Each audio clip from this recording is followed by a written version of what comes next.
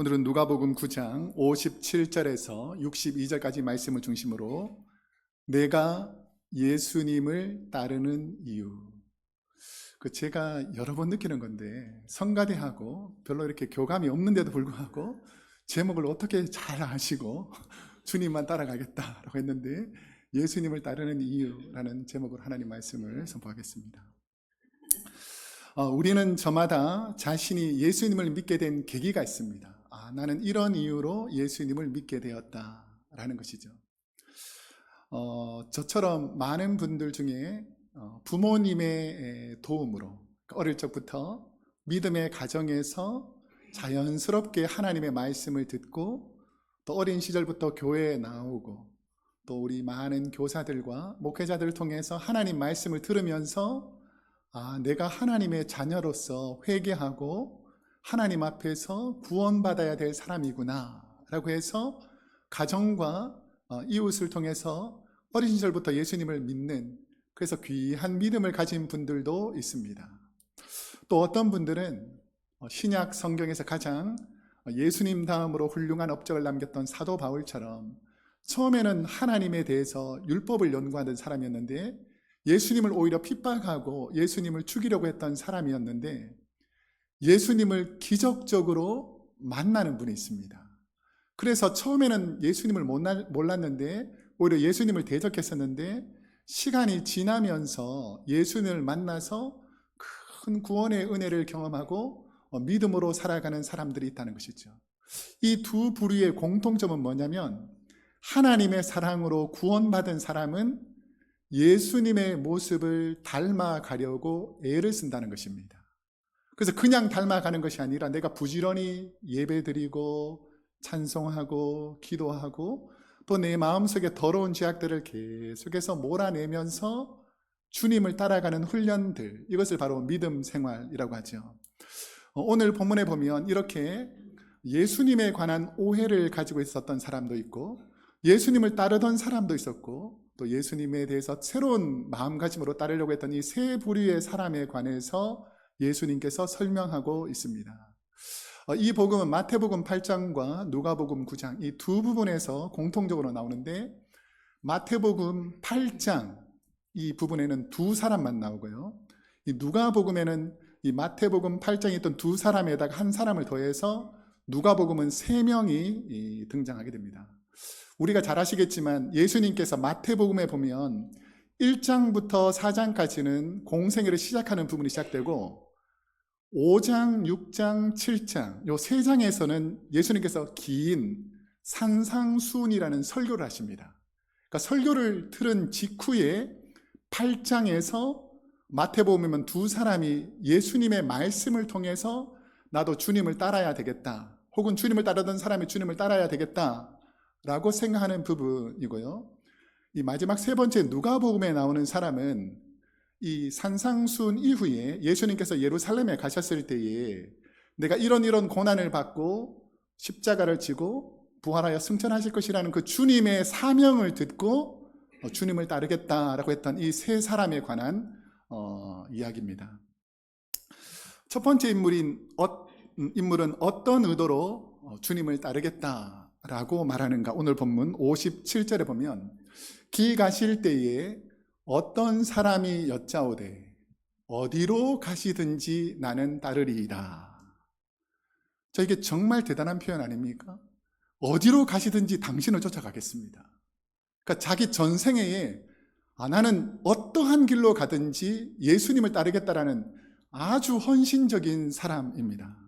자, 그러면 이 사람이 어떻게 이런 헌신이 생겼을까를 마태복음에서 유추해 보면 산상수훈의 5장과 6장과 7장의 긴 예수님의 설교를 들어보니까 내 인생 전체를 우리 주님께 맡겨도 내 인생에 큰 어려움이 없겠구나 라고 해서 예수님께 자기 전생애를 마치겠다, 어디로 가든지 나는 주님을 따르겠습니다 라는 결단을 합니다. 그럼 도대체 이 사람이 누구였기에 예수님의 말씀을 듣고 이렇게 결단할 수 있었을까를 생각해 보면 마태복음 8장 19절에서 이 어떤 사람이 누군지 그 사람의 직분을 알려줍니다. 그 사람이 누구냐면 한 서기관이 나와 예수님께 말했다라고 하면서 첫 번째 인물이 누구냐면 서기관이라는 사람이 예수님을 어디로 가든지 따르겠다라고 다짐합니다. 그러면 서기관은 어떤 사람인가? 오늘날에도 잘못을 하면 법원에 가서 판사가 판결을 하지 않습니까? 그래서 이스라엘에서도 71명의 판사가 있었는데 이 판사들의 모임을 산헤드린 공회라고 합니다. 산헤드린 공회. 그래서 이 산헤드린 공회에서 판사처럼 많은 사람들의 잘못과 잘한 부분을 판결해 주는 것이 서기관인데, 서기관은 원래 바벨론 포로기 이후에 생긴 직분인데 에스라 이후에 바벨론 포로에서 돌아왔던 하나님의 백성들이 성경을 너무 모르니까 성경을 필사해 가지고 많은 사람에게 성경을 전달하거나 성경을 가르치고 옳고 그름을 잘 모르는 많은 사람들에게 성경의 전문가인 이 서기관들이 당신이 옳습니다, 당신이 잘못됐습니다라고 판결해주는, 하나님의 말씀으로 판결해주는 가장 신앙적으로 영향력 있는 사람들이 서기관이었습니다. 자, 그런데 예수님 당시에 예수님이 말씀을 선포하실 때에 예수님의 말씀에 대해서 견제하고 예수님을 심지어 이단으로 몰아갔던 부류 중에 하나가 바리새인과 또 한 부류가 어디죠? 서기관이었습니다. 근데 이 서기관 그룹 중에서 한 사람이 하나님의 말씀, 주님의 말씀을 깊이 연구하는 이 서기관이 하나님의 말씀과 주님의 설교를 쫙 연구해 보니까 이분은 하나님께서 구약에서 약속하셨던 메시아가 분명하다, 내가 이분을 따라야 살 수 있다라는 확실한 믿음을 가지고 내가 주님 당신이 어디로 가시든지 주님을 따르겠습니다 라고 삶 전체를 주님께 헌신한 것입니다. 사랑하는 성도 여러분, 우리가 하나님께 전적으로 헌신하려면 하나님 말씀을 정확하고 바르게 깨달을 수 있는 믿음이 필요합니다. 여러분, 하나님의 말씀을 읽을 때에 믿음이 생기기를 소망합니다. 누구를 비판하고 누구를 정죄하고 누구의 잘못을 지적하려는 그 바리새인과 사두개인적인 신앙의 성경을 읽는 내용이 아니라 이 성경을 읽으면서 아, 이분이 하나님이시구나, 이분이 주님이시구나, 내가 죄인이구나 라는 것을 이 성경 말씀을 읽으면서 깨달아가야 된다는 것이죠. 그래서 여러분, 주일날 빠지지 않고 매주 와서 하나님 말씀을 들으시기를 소망합니다. 아멘 안 할 겁니까? 주일날 꼭 오셔서 하나님 말씀을 들으시기를 소망합니다. 근데 주일날 하루가 아니라 시간이 허락하면, 환경이 허락하면 새벽에도 나오셔서 하나님 말씀을 크게 아멘 하세요. 들을 수 있기를 소망합니다. 그뿐 아니라 주일날 우리가 이제 후반기가 되면 성경 통독을 하게 될 거예요. 조금 더 크게 아멘 하세요. 모든 분들이 함께 성경 읽는데 동참하시기를 소망합니다. 이게 헌신이 필요하다는 것이죠. 내가 주님을 따르겠습니다, 내가 주님의 말씀을 따르겠습니다, 이렇게 하나님의 말씀을 헌신하는 이 서기관을 보니까 우리 주님이 너무 마음이 흡족하시는 거예요. 자, 그래서 뭐라고 말씀하시냐면 58절에 예수께서 이르시되 여우도 굴이 있고 공중의 새도 집이 있으되 인자는 머리 둘 곳이 없도다 하시고, 그 다음에 숨어있는 예수님의 독백이 있습니다. 혹시 들리십니까? 그래도 너가 나를 따르겠느냐, 이런 마음이 표현된 것입니다. 이 내용을 살펴보면 잘못 이해하면 이렇게 해석합니다. 여우도 공중의 새도 머물 곳과 지낼 곳이 있는데 여우와 공중의 새보다 우리는 머물 곳과 지낼 곳이 없을 텐데 그래도 나를 따라오겠느냐, 이런 표현이 아니고요.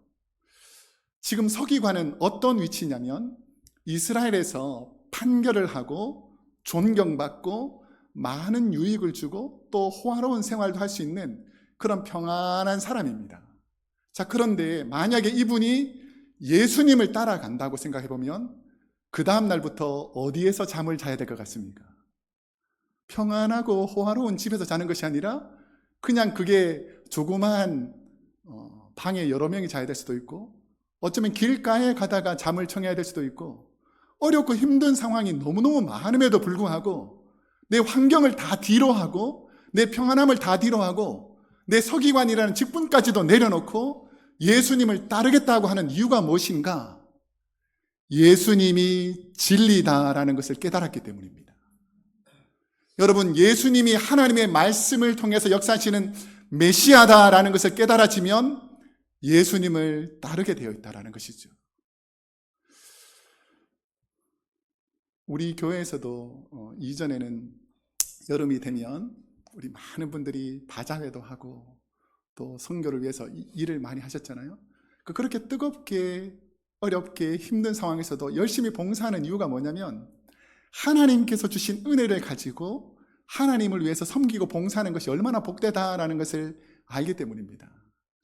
제가 초창기에 우리 교회 청년들하고 EM하고 우리 캠의 우리 어르신들하고 멕시코에 집을 지어주러 한 몇 년 동안 다녀온 적이 있습니다.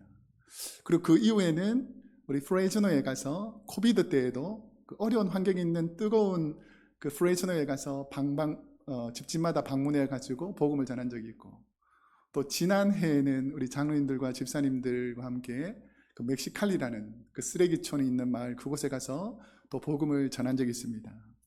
제가 늘 생각하는 것이 이거예요. 우리 자녀들, 유스에 EM에 있는 자녀들을 보면 이 방학 때 평상시에 같으면 집안에서 편안히 TV 보고 인터넷하고 놀던 그런 자녀들, 우리 어르신들도 이 미국이라는 샌프란시스코라는 좋은 환경을 내려놓고 그곳에 가게 되지 않습니까? 가서는 그냥 평안히 있는 것이 아니라 더위와 싸워야 되고 일을 해야 되고 여러 가지 수고가 많습니다.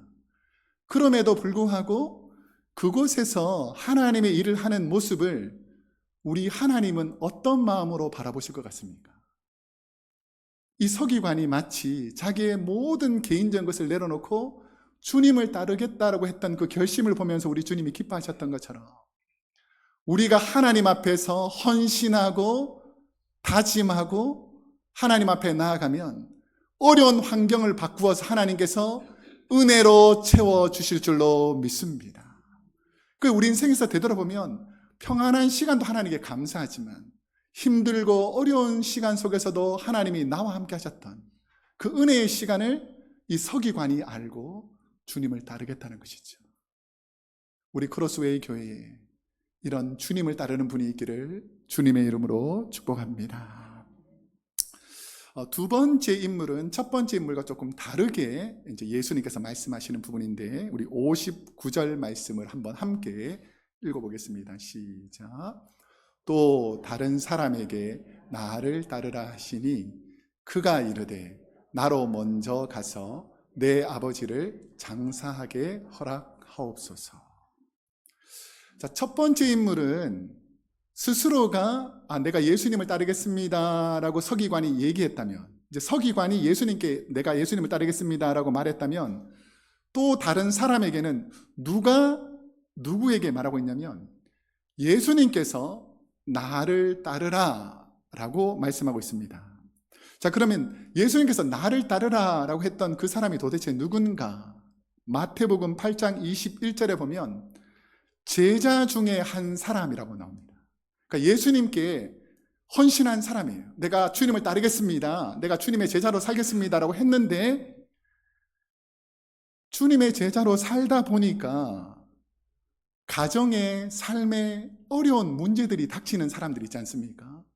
그러니까 주님의 일을 하기는 해야 된다는 것을 알고는 있지만 내 지금 일상에서 일어나는 여러 환경 때문에, 특별히 아버지가 돌아가셨다는 이 장사 지내야 되는 이 환경 때문에 잠시 제자의 사역을 멈추겠습니다. 제가 1년 동안은 좀 쉬겠습니다. 아니면 한 3년 동안은 좀 쉬겠습니다. 이런 식으로 주님께 제자 사역을 그만두려고 하는 그 제자 중에 한 사람에게 나를 따르라 라고 말씀하시는 부분입니다. 지난달에 저희 교회에 오셨던 그 허요한 목사님께서 이전에 우리 설교 부흥회 때 간증한 내용을 듣고 제가 개인적으로도 참 마음이 아팠는데, 그 스토리를 들어보면 이런 얘기가 나오잖아요. 어머니가 이제 암으로 오랫동안 고통 중에 계셨습니다. 그런데 치유를 노력했었지만 아버지도 목사님이시고 어머니가 사모님이신데 이제 교회를 섬기다 보니까 어머니가 이제 병이 드신 것이죠. 위암이 생겨가지고 이제 고통 중에 있었습니다. 그러니까 어머니가 위급하다는 얘기를 들으니까 우리 아들 목사님하고 사모님이 이제 어머니 사모님이 있는 곳에 가신 것이죠. 자, 그런데 이제 임종이 점점 좀 다가온다는 것을 알고 있는데 이제 그날이 주일인 것입니다. 주일이 되니까 아버지 목사님은 어머니가 지금 임종을 맞이하는데 이제 하나님 앞에서 예배를 드려야 되잖아요. 성도들이 오시니까. 그런데 이제 임종을 보시고 아버지가 이제 예배당으로 설교를 하러 가시고 아들 목사님은 이제 그 어머니를 안고 눈물을 흘린다는 그 간증을 들은 적이 있습니다. 그걸 보면서 평생을 함께한 사모이신 아내의 죽음 앞에서 목사님이신 그 아버지 목사님은 설교를 마치시고 이제 성도들에게 광고를 하시는 것이죠. 오늘 저희 아내가 하나님의 부르심을 입고 천국으로 가셨습니다. 그분을 보면서 참 존경스럽기도 하고 대단하기도 했었지만 참 마음이 아프다. 직분도 있고 가정사가 있잖아요. 근데 그 아내의 죽음 앞에서도 끝까지 함께하지 못하고 말씀을 전하는 자리로 나아가셨던 그 부분을 생각하면서 이 제자는 주님께 처음 부름받아서 주님께 사명을 받고 제자 일을 감당하면서 열심히 하려고 했을 것입니다. 우리 모두도 내가 은혜 받아서 처음에는 열심히 하려고 합니다. 하나님 나를 구원하셨다는 것을 알기 때문에 내가 최선을 다해서 제 일에 봉사해야지라고 하는데 그럴 때 가정에 뭐 부모라든지 아내라든지 자녀라든지 이런 어려움이 생기면 우리들은 언제든지 생각하는 것이 뭐냐면 이거 잠시 멈추고 주님 일을 하는 거 잠시 멈추고 그냥 가정을 먼저 돌봐야 되는 것이 아닌가, 자녀를 먼저 돌봐야 되는 것이 아닌가, 부모를 먼저 돌봐야 되는 것이 아닌가라고 하는데 오늘 주님께서는 그러지 말고 나를 따르라고 하는 거예요. 어쩌면 좀 섭섭할 수도 있고 아니 주님이 내 상황을 이렇게 못 이해하시나라고 가슴 아플 수 있습니다. 자, 그런데 주님께서 하시는 위로의 말씀, 주님의 진리의 말씀이 무엇인가가 중요합니다. 60절 말씀에 보면 이르시되 죽은 자들로 자기의 죽은 자들을 장사하게 하고 너는 가서 하나님의 나라를 전파하라 하시고. 죄송한데 이제 제 스토리를 조금만 설명하겠습니다. 목회자인 저에게도 이러한 비슷한 어려움이 있습니다. 제가 젊었을 때는 몰랐는데 제가 나이가 조금씩 들어가니까 저희 부모님이 연로하시니까 이전에는 아프시지 않았는데 아프시고 때로는 한국에서 중환병으로 돌아가실 수도 있다 라는 그런 소식을 듣게 되면 빨리 가서 뭔가 해야 되지 않는가 이런 가슴이 졸일 때가 있습니다. 연로하신 부모님에게 어려움이 닥칠 때마다 이걸 어떻게 해결해야 되냐라고 고민하고 있었을 때 이 말씀을 묵상하게 됐습니다. 제가 4년 전에 안식월로 한국을 방문하게 되었습니다. 어머니가 코로나 이후에 병원에 너무 독한 약을 써서 간이 거의 다 손상이 되고 황달기가 있고 이식하지 않으면 어쩌면 돌아가실 수 있다라는 이야기를 아버지에게 들었습니다. 먼 이국 땅에서 목회하면서 자주 찾아뵐 수 없는 저의 마음은 늘 불안하고 힘들었습니다. 그런데 사랑이 많으신 우리 당회원 장로님들, 우리 성도님들의 도움으로 안식월을 받아서 한국에 계신 부모님을 한 달 동안 방문하게 된 적이 있습니다. 가서 뵈니까 병상에 누워 계신 어머니가 저를 보면서 하시는 첫 마디가 뭐였냐면 하나님의 일을 일할 사람에게 내가 괜히 걱정을 더했구나 라고 하시면서 눈물을 흘리는 것이었습니다. 오히려 저를 위로하시려고 하시는 말씀이었습니다. 한 달 동안 어머니를 병간호를 하면서 이제 한국에서 이제 되돌아올 때, 미국으로 되돌아올 때에 물론 많이 회복되셨지만 제 마음속에서 내가 돌아간 다음에 어머니가 하나님이 부르시면 어떡하나라는 걱정을 안고 돌아오는데 기도하는 중에 하나님께서 마음속에서 이런 마음을 주시는 거예요. 너의 부모는 이곳에 있는 목회자와 성도를 통해서 내가 돌볼 테니 너는 너의 사역지인 크로스웨이 교회 성도들을 잘 돌보아라 라는 말씀을 주셨어요. 그래서 제가 돌아온 다음부터 물론 부족함이 많지만 우리 교회에 있는 성도님들, 어르신들, 특별히 아프신 분들은 이분이 만약에 우리 어머니라면, 아버지라면, 우리의 형제라면 내가 어떻게 돼야 되는가라는 마음을 많이 품게 해주셨습니다. 그러면서 저는 예수님께서 이 제자에게 한 말이 깨달아지기 시작했습니다. 너는 하나님의 일을 해라. 너의 돌아가신 부모님과 가정은 내가 책임지고 그 환경을 통해서 보호하겠다라는 하나님의 더 크신 뜻을 알게 되니까 잠시 있었던 가정에 대한 염려와 불안을 내려놓고 주님을 따라가는 것이죠. 여러분, 우리의 인생은 내가 염려한다고 해결되는 것이 아니라 하나님이 도와주셔야 해결될 줄로 믿습니다. 그렇기 때문에 하나님을 의지하면 하나님이 도와주시는 것입니다. 내가 염려한다고 그 상황이 해결되는 것이 아니라 하나님이 도와주시면 그 상황은 해결해 주신다라는 믿음으로 주님을 따르라라는 것입니다. 마지막 세 번째 인물은 마태, 마가에는 나오지 않는데 이 누가복음에만 더 특별하게 누가의 관점에서, 세미한 누가의 관점에서 기록한 내용입니다. 오늘 본문 61절에 보면 또 다른 사람이 이르되 주여 내가 주를 따르겠나이다마는 나로 먼저 내 가족을 작별하게 허락하소서. 세 번째 나오는 또 다른 사람 역시 서기관처럼 본인 스스로가 먼저 주님을 따르겠습니다 라고 했던 사람입니다. 자, 그런데 전제가 있어요. 조건이 있어요. 내가 주님을 따르겠습니다마는 무엇을 한 다음에 주님을 따르겠다는 것입니까?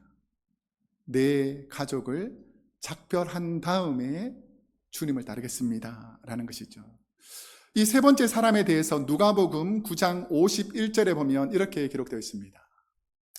예수께서 승천하실 기약이 차감해 예루살렘을 향하여 올라가기로 굳게 결심하시고, 지금 예수님은 예루살렘으로 올라가시려고 굳게 결심하시고 제자들과 함께 하나님의 나라를 하려고 하는데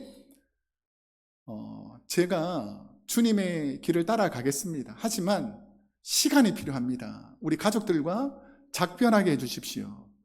그런데 이 작별이라는 이 헬라 원어의 뜻이 그 의미가 뭐냐면 오늘날과 다르게 이 작별이라는 것은 긴 기간, 최소한 3일에서 일주일 동안 온 가족들을 다 만나보고 먼 길을 떠나는 그런 작별을 말합니다. 자, 그러니까 이 사람도 만나고 저 사람도 만나고 여러 사람을 만나면서 처음에 가졌던 마음이 흔들릴 수 있다는 것이죠.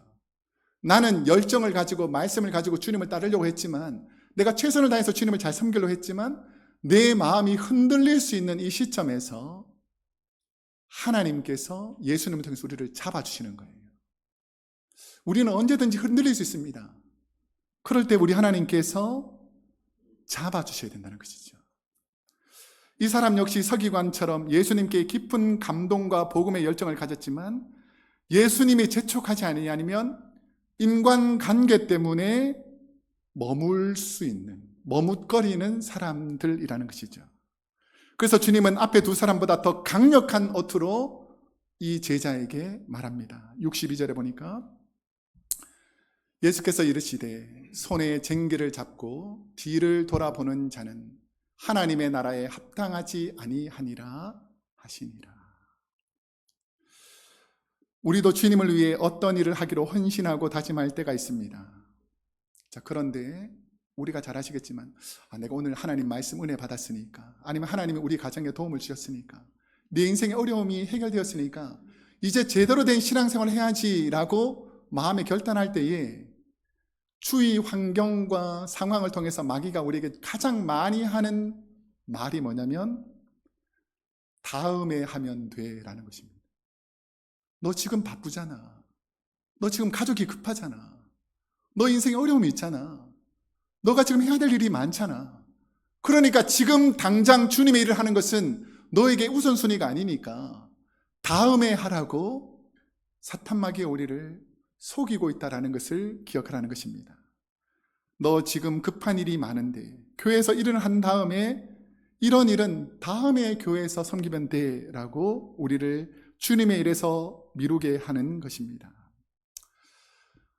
우리가 8월 달을 접어들었잖아요.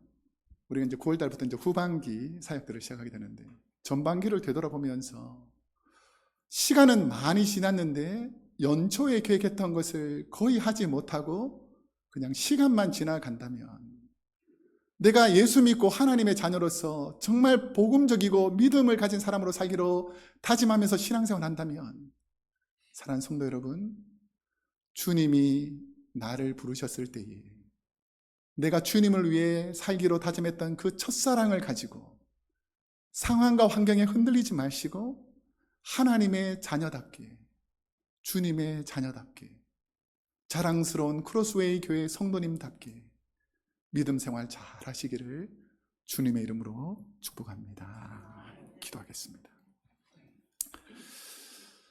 사랑과 은혜가 풍성하신 하나님, 세월이 흐르고 시간이 지나면서 나이도 점점 많아지는 것 같고 기력도 약해지는 것 같아서 하나님의 일들을, 주님을 따르는 일들을 우리가 그만하려고 할 때가 얼마나 많이 있습니까? 하지만 우리 주님은 주님을 따르라고, 하나님을 따르라고, 주님의 길을 가라고 우리에게 말씀해 주시는 줄로 믿습니다. 사랑이 많으신 하나님 아버지, 우리가 처음 주님과 약속했었던 하나님의 자녀답게, 믿음의 자녀답게 하나님의 기쁨이 되기로 소망했던 그 고백들이 흔들리지 않도록 주여 붙잡아 주시니 감사합니다. 오늘도 우리 사랑하는 성도님들 붙잡아 주시고 인도해 주셔서 주님 뜻대로 살아가는 복된 성도로 살게 하여 주옵소서. 예수님의 이름으로 기도드립니다. 아멘.